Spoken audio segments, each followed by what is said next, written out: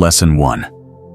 No one is coming to save you. Men waste years waiting for rescue, by family, by a partner, by society.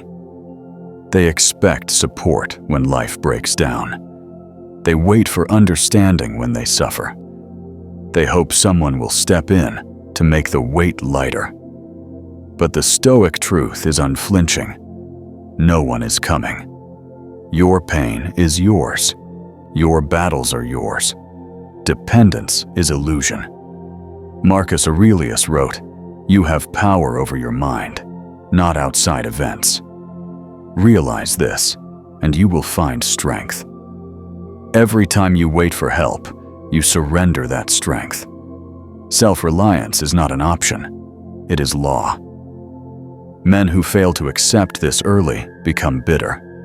They drown in resentment when the world does not give them the relief they expect. They blame women for not understanding. They blame society for not rewarding. They blame fate for being cruel. But blame is a weak man's drug. It numbs him, never heals him. The man who sees reality clearly knows that endurance is not negotiable. He knows responsibility cannot be outsourced. He embraces hardship without complaint. He carries his burden because the burden is his.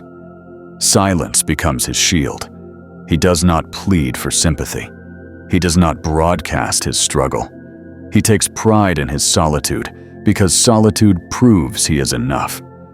The tragedy is that most men learn this only after betrayal, abandonment, or deep failure. By then, years are gone. Energy wasted. They could have been strong from the start. They chose waiting over becoming. Lesson 2. Women respect strength, not words.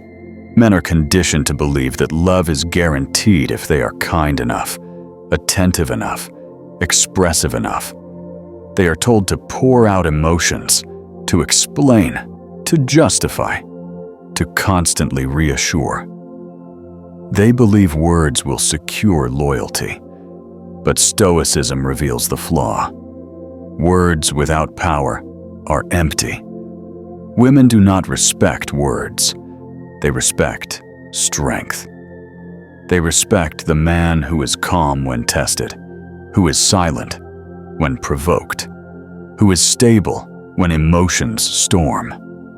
Seneca said, "We suffer more often in imagination than in reality." Men imagine that constant talking prevents loss. They imagine that by explaining themselves endlessly, they will be understood. But the more they explain, the weaker they appear. The man who commands respect speaks less. He does not argue to prove his value. He does not defend himself against petty accusations. His silence says, "My worth is not up for debate." Women are drawn to this discipline, though they will never say it openly. They test to expose weakness. The man who reacts emotionally confirms weakness. The man who remains still exposes her test as noise. Too many men learn this lesson only after losing. They only discover after heartbreak that words cannot anchor love. That affection follows strength, not submission. That respect follows discipline, not declarations.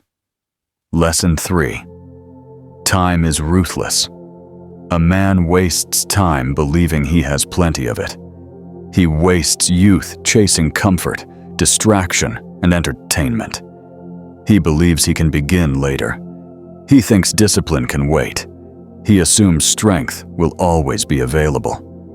But time does not wait. Each day gone is gone forever. Each wasted year compounds regret. The man who avoids this truth in his 20s meets it brutally in his 40s. Epictetus taught, "How long are you going to wait before you demand the best for yourself?"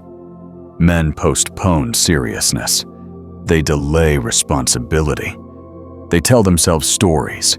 After this job, after this relationship, after this crisis. But life does not pause.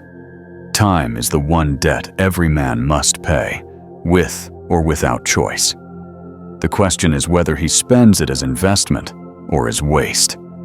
Most men realize too late that they traded precious years for nothing. Hours of scrolling, nights of drunken escape, years of chasing validation. They could have built discipline. They could have built wealth. They could have built strength. Instead, they fed impulse. The Stoic man treats every moment as final. He does not drift. He moves deliberately. He honors time by refusing trivialities. His silence reflects this. He does not waste words because he does not waste hours. Lesson 4. Your value is earned, not inherited. Many men grow up believing they are special by default. That simply being a good guy guarantees respect. That merely existing entitles them to admiration, loyalty, or success. But the world is merciless to men who bring no value. A man without discipline, skill, or composure is invisible. Stoicism rejects entitlement. It insists that value is built, not granted. Marcus Aurelius observed, "Waste no more time arguing what a good man should be." Be weak men argue endlessly for recognition. Strong men earn it silently. A man's value is in his ability to control himself, to endure hardship, to provide structure in chaos. His worth is shown in composure when insulted, focus when distracted, steadiness when others collapse. These cannot be handed down. They must be forged. Most men only realize this truth after life punishes them, after being overlooked, rejected, or discarded. They wonder why loyalty is denied. They wonder why opportunities never arrive. They wonder why women choose others. The answer is brutal. They offered nothing rare. The Stoic man accepts that no one owes him respect. He earns it. He earns it in silence, without begging, without performance. He knows his value must be undeniable, not requested. Lesson 5. Peace comes from detachment. Men live chained to outcomes. They tie identity to possessions, women, recognition, and status. They rise when they gain. They collapse when they lose. Their peace belongs to circumstance, never to themselves. Stoicism teaches detachment. Epictetus wrote, "Wealth consists not in having great possessions, but in having few wants. The man who desires less owns more." The man who controls his needs cannot be broken. Detachment does not mean apathy. It means refusing slavery to what you cannot control.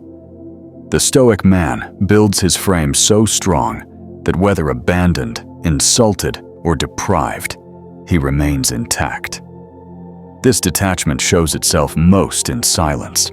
He does not beg when left. He does not complain when wronged. He does not shout when overlooked. His stillness declares, "I remain the same, with or without you." Most men never reach this state until life strips them of everything. Only then, standing among ruins, do they see that peace never depended on possessions, partners, or praise. It depended on mastery of self. The lesson is harsh, but it is liberation. The man who detaches owns himself. He cannot be bribed with affection. He cannot be broken by loss. He cannot be manipulated by fear.